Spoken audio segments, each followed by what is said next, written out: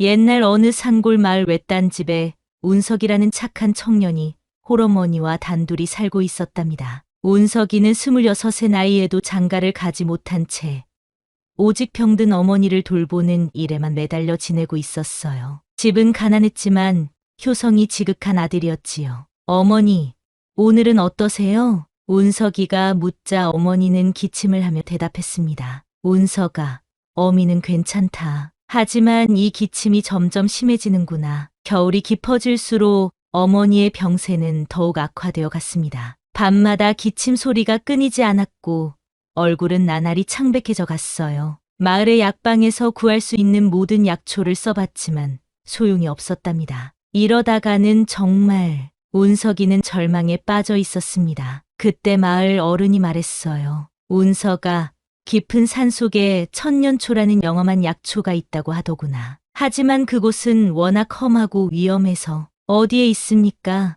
제발 알려주세요. 운석이는 마지막 희망이라도 붙잡는 심정으로 간절히 부탁했습니다. 이른 새벽, 운석이는 등짐을 꾸려 메고 험한 산길을 오르기 시작했어요. 집신 한 켤레와 건빵 몇 덩이, 그리고 어머니가 손수 지어주신 보자기에 쌀 한 대박이 전부였답니다. 한참을 걷다 보니 길 한복판에 누더기 옷을 입은 노승 하나가 지팡이를 짚고 서 있었습니다. 수염이 하얗고 눈빛이 깊은 노승이었어요. 젊은이, 어디로 가는 길이오? 스님, 깊은 산에서 나는 약초를 구하러 갑니다. 병든 어머니를 위해서요. 노승은 운석이의 간절한 표정을 오래도록 바라보더니 고개를 끄덕였습니다. 그래, 효심이 지극하구나. 하지만 젊은이, 명심하거라. 산의 정령은 순수한 마음을 가진 자에게만 진정한 보물을 내어준다오. 작은 생명이라도 소홀히 여기지 말고 어떤 상황에서도 자비로운 마음을 잃지 말라. 그 말을 남기고 노승은 마치 안개처럼 길 저편으로 사라져 버렸답니다. 운석이는 이상하다 생각했지만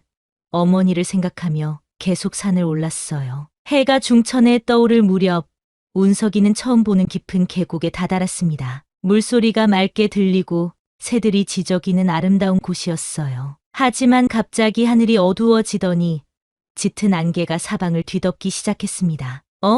이게 무슨... 운석이는 당황했습니다. 분명 맑은 날씨였는데 갑자기 안개가 끼다니요. 게다가 이 안개는 보통 안개와 달라서 은빛 기운이 감돌고 있었어요. 발걸음이 무거워질 때쯤 운석이는 완전히 길을 잃고 말았습니다. 사방이 온통 하얀 안개뿐이었거든요. 그런데 신기하게도 안개 사이로 희미한 빛이 보이기 시작했어요. 그 빛을 따라 걷다 보니 갑자기 앞에 작은 평지가 나타났습니다. 그곳은 마치 다른 세상 같았어요. 안개는 사라지고 은은한 달빛이 비치는 신비로운 공간이었답니다. 이게 대체 어떤 곳인가? 운석이가 주위를 둘러보는데 그 평지 한가운데에서 은빛 털을 가진 아름다운 여우가 기운 없이 누워있는 것을 발견했습니다. 여우는 숨을 가쁘게 몰아쉬고 있었고 한쪽 다리에서는 피가 흘러나오고 있었어요. 어머, 다쳤구나.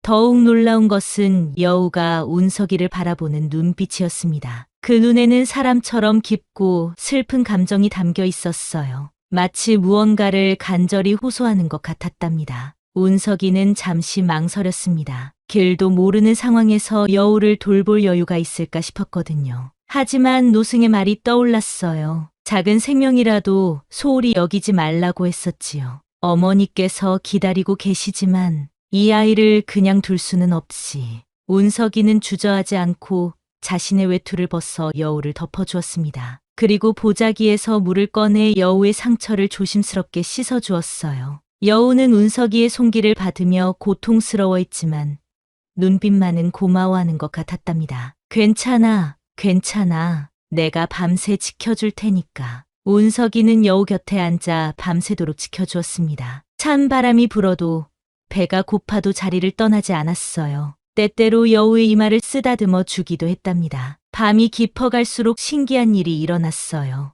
여우의 상처가 조금씩 아물어가기 시작한 거예요. 그리고 여우 주변에는 은은한 빛이 감돌기 시작했답니다. 정말 신기하네. 운석이는 놀라워했지만 여우가 낫고 있다는 사실에 기뻐했어요. 새벽이 밝아올 무렵 여우가 조용히 일어났습니다. 상처도 말끔히 나았고 털에는 더욱 아름다운 은빛 광채가 흘렀어요. 여우는 운석이를 한참 바라보더니 마치 깊은 감사의 표시라도 하듯 고개를 숙였습니다. 그 순간 여우의 눈에서 눈물 한 방울이 떨어졌어요. 그 눈물은 땅에 닿자마자 작은 꽃으로 피어났답니다. 운석이가 놀라는 사이 여우는 숲속으로 사라져 버렸어요. 하지만 여우가 누워있던 자리에는 희미한 빛이 감도는 은빛 털 한 가닥이 남아 있었답니다. 운석이는 그 털을 조심스럽게 주워 품에 넣었어요. 그러자 신기하게도 길이 보이기 시작했답니다. 안개가 걷히고 집으로 가는 길이 환하게 나타난 거예요. 집에 돌아온 운석이에게 놀라운 일이 기다리고 있었습니다. 며칠째 일어나지도 못하셨던 어머니가 마당에서 빨래를 하고 계시는 게 아니겠어요? 어머니, 어떻게 된 일이세요? 아, 운서가 왔구나.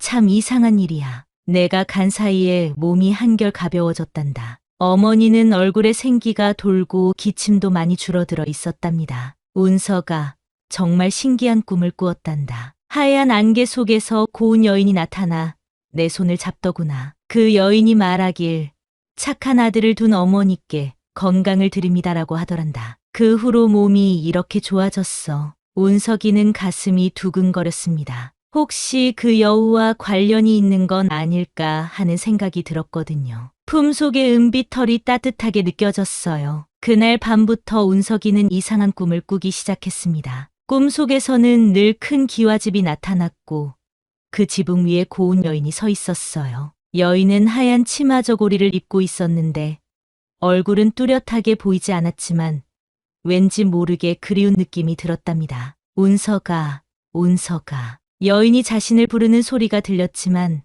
가까이 가려고 하면 꿈에서 깨어나곤 했어요. 이런 꿈이 며칠 밤을 이어졌답니다. 낮에는 또 다른 이상한 일들이 일어났어요. 밭에서 일을 하다 보면 은빛 나비들이 운석이 주위를 맴돌았고 우물에서 물을 기를 때는 물속에 아름다운 여인의 그림자가 비치곤 했어요. 이게 무슨 일인가? 운석이는 궁금했지만 무서움보다는 신비로운 느낌이 더 컸답니다. 어느 날 장터에 나간 운석이는 점을 보는 노파를 만났습니다. 노파는 운석이를 보자마자 눈을 크게 뜨며 말했어요. 어머, 젊은이, 자네 관상이 예사롭지 않구나. 이마에 귀한 기운이 감돌고 있어. 운명을 품은 자는 반드시 부름을 받는 법이야. 무슨 말씀이신지 곧 큰 변화가 올 것이야. 그런데 자네 혹시 은빛 무언가를 지니고 있지 않나? 운석이는 깜짝 놀랐습니다. 품속의 은빛 털을 어떻게 알았을까요? 신기한 인연이 기다리고 있을 테니 마음을 활짝 열어두거라. 그때 마침 서울에서 온 상인이 소식을 전해왔어요. 여러분, 큰 소식입니다.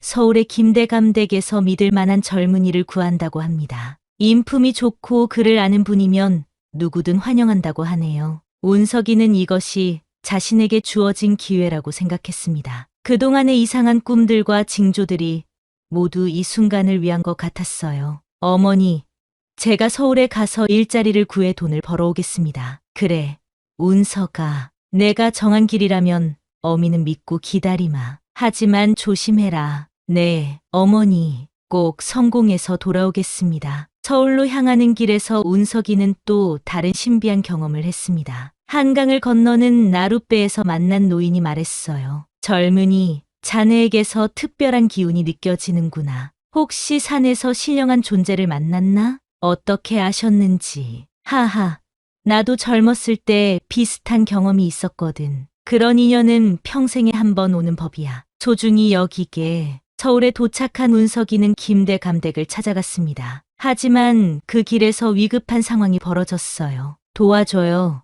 제발 도와주세요. 한 고운 여인이 길에서 비틀거리며 도움을 청하고 있었어요. 여인은 비단옷을 입고 있었지만 얼굴이 창백하고 길을 잃은 것 같았답니다. 아가씨, 무슨 일이신가요?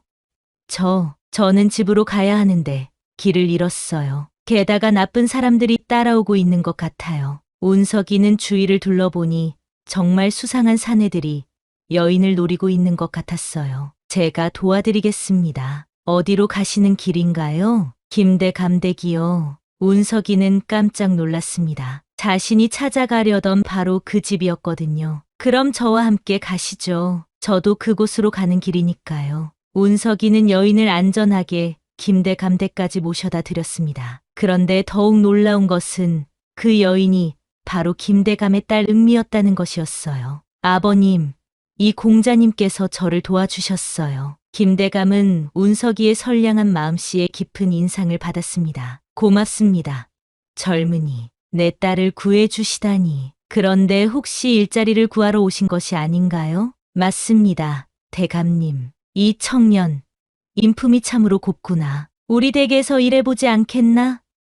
조건은 후하게 해드리겠소. 이렇게 해서 운석이는 김대감 댁에서 일하게 되었답니다. 그런데 더욱 신기한 일은 은미와 자주 마주치게 되면서부터였어요. 은미를 볼 때마다 운석이는 묘한 기시감을 느꼈습니다. 어디선가 본 것 같은 느낌, 그리고 마음 한편이 따뜻해지는 느낌이었어요. 운석 오라버니, 정말 신기해요. 무엇이 신기하다는 말씀이신지. 저는 어릴 때부터 꿈에서 오라버니 같은 분을 자주 만났어요. 그분은 늘 저를 도와주고 지켜주셨거든요. 은미의 말을 들은 운석이는 가슴이 두근거렸습니다. 자신도 비슷한 꿈을 꾸었거든요. 저도 비슷한 꿈을 꾸었습니다. 두 사람은 점점 가까워졌고 서로에게 특별한 감정을 갖게 되었어요. 김대감도 운석이를 신뢰하게 되었고 집안의 중요한 일들을 맡기기 시작했답니다. 몇 달이 지난 후 김대감은 운석이를 불러 조심스럽게 말했어요. 운석이, 내 딸과 자네가 어떤 특별한 인연으로 맺어진 것 같구나. 만약 자네가 원한다면 내 딸과 혼인을 올리는 게 어떨까? 운석이는 너무나 기뻤습니다. 은미도 수줍어하면서도 기뻐했어요. 대감님, 감사합니다. 은미 아가씨와 정말 혼인을 올릴 수 있다면 좋다.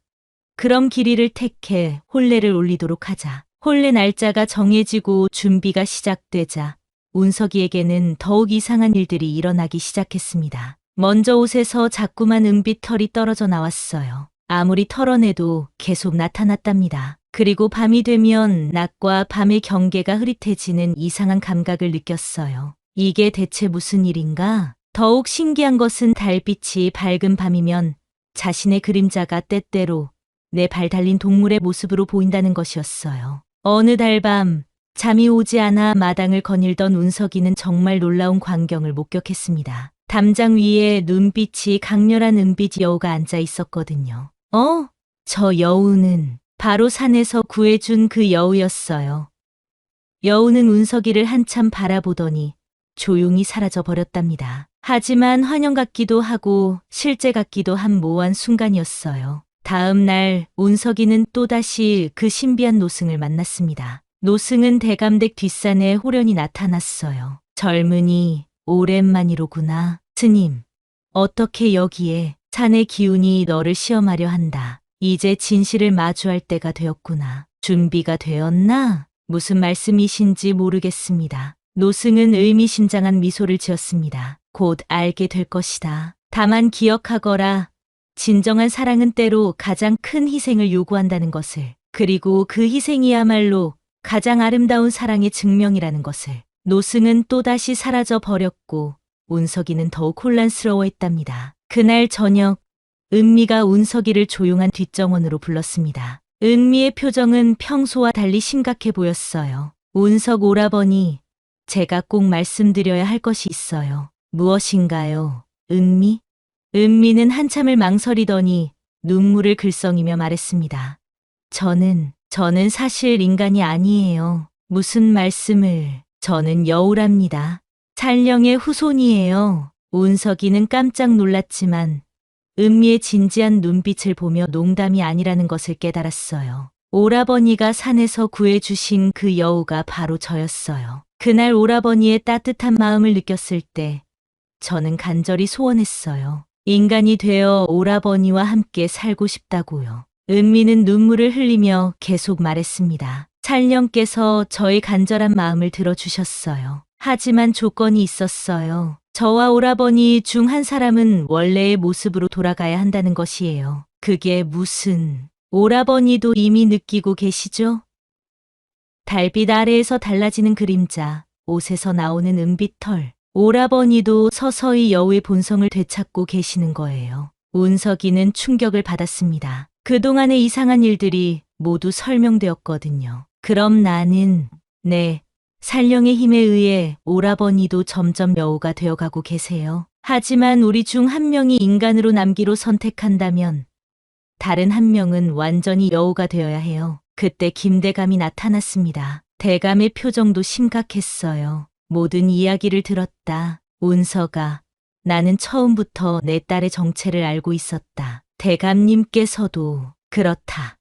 은미가 여우라는 것도 너와의 인연도 모두 알고 있었다. 하지만 나는 너희 둘이 진정으로 사랑한다면 그것으로 충분하다고 생각했다. 김대감은 깊은 한숨을 쉬었습니다. 하지만 이제 선택의 시간이 온 것 같구나. 누군가는 희생해야 한다. 운석이는 깊은 고민에 빠졌습니다. 사랑하는 은미와 함께 있고 싶었지만 그녀가 인간으로 살아가는 것이 더 중요하다고 생각했어요. 며칠 밤을 고민한 끝에 운석이는 결심을 굳혔습니다. 은미, 당신이 인간으로 살아가세요. 오라버니, 그럴 수는 없어요. 제가 원래 여우인걸요. 아니에요.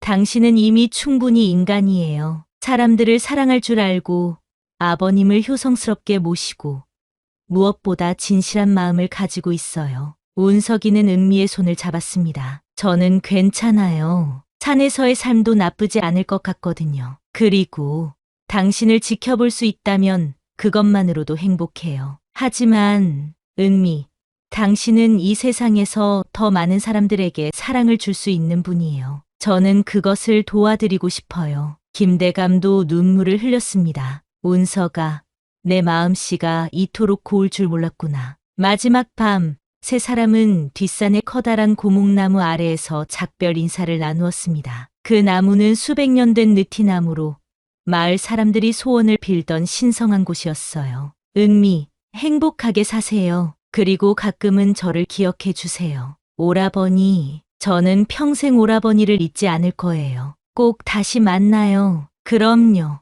언젠가는. 새벽이 밝아오자 신비한 빛이 운석이를 감쌌습니다. 그의 모습이 점점 흐려지더니 마침내 아름다운 은빛 여우의 모습으로 변했어요. 여우가 된 운석이는 은미를 한 번 더 바라보고는 산속으로 사라져갔습니다. 하지만 그의 눈빛에는 후회가 아닌 평온함이 담겨 있었답니다. 시간이 흘러 은미는 마을의 좋은 청년과 혼인해서 행복한 가정을 꾸렸습니다. 김대감 댁은 더욱 번성했고 은미는 마을 사람들에게 사랑받는 어진 며느리가 되었어요. 하지만 신기한 일들이 계속 일어났답니다. 은미가 어려움에 처할 때마다 어디선가 도움의 손길이 나타났거든요. 가뭄이 들면 단비가 내렸고 위험한 일이 생기면 누군가 구해주었어요. 특히 은미의 아들이 우물에 빠졌을 때 갑자기 밧줄이 나타나 아이를 구해준 일이 있었답니다. 어머니, 우물 속에서 은빛빛이 보였어요. 아이의 말을 들은 은미는 눈물을 흘렸어요. 운석이가 여전히 자신과 가족을 지켜주고 있다는 것을 알았거든요. 마을 사람들은 때때로 산 중턱에서 은빛 여우를 보았다고 말했습니다. 그 여우의 눈빛이 사람처럼 슬프고 따뜻해 보였어요. 은미가 나이 들어 세상을 떠나던 날 밤, 많은 사람들이 산에서 애틋한 여우 울음소리를 들었다고 했어요. 지금도 그 산에는 은빛 여우가 살고 있어서 착한 마음을 가진 사람들을 도와준다고 합니다. 사람들은 이 이야기를 들려주며 말하지요. 작은 생명이라도 소중히 여기고 남을 도우면 언젠가 큰 복이 돌아온다. 이것이 바로 은빛 여우를 품어주고 대감댁 사위가 될 뻔했던 청년의 이야기랍니다.